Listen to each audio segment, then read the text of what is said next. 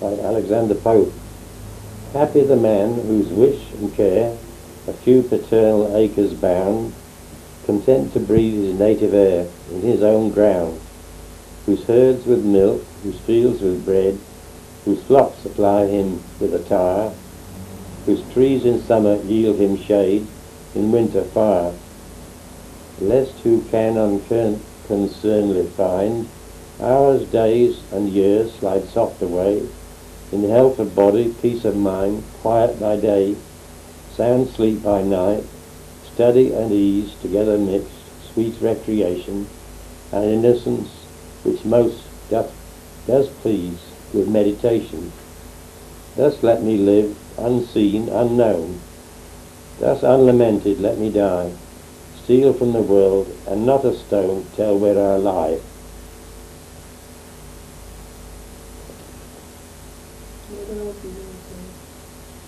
Well, that's all for Alexander Pope's poem, The Quiet Life. Shall I read this one on the other page? By Samuel Rogers, A Wish. Do you like it? Yes. It's the same kind of thing. Mine be a cot beside the hill. A beehive's hum shall soothe my ear. A willowy brook that turns a mill, with many a fall shall linger near. The swallow off beneath my thatch shall twitter from her clay-built nest. Oft shall the pilgrim lift the latch and share my meal, a welcome guest. Around my ivied porch shall spring each fragrant flower that drinks the dew, and Lucy at her wheel shall sing in russet gown and apron blue. The village church among the trees, where first our marriage vows were given, with merry peals shall swell the breeze, and point with taper spire to heaven. A Wish by Samuel Rogers. Do you want me to compare? You know what you're leaning against? Pardon? You know what you've got behind you? No? That colour thing. Home Thoughts from Abroad by Robert Browning.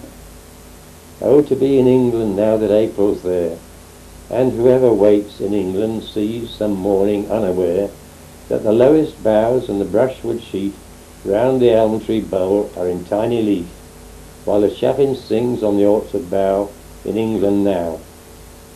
And after April, when May follows, and the white-throat bills and all the swallows, hark where my blossom pear tree in the hedge leans to the field and scatters on the clover blossoms and dewdrops at the bent spray's edge.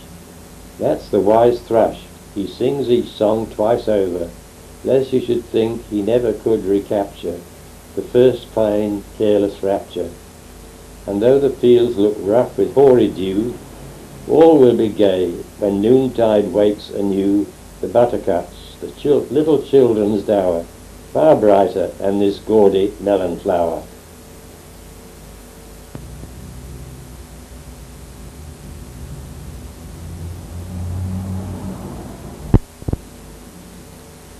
John Milton on a May morning.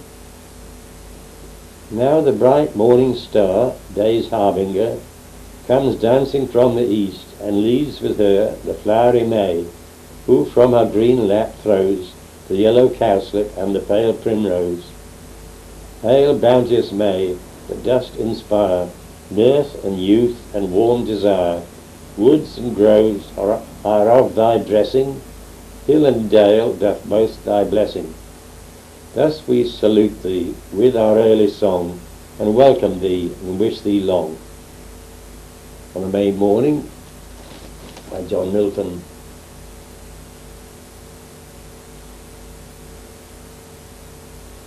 There's a long one by Alfred Tennyson called The Brook.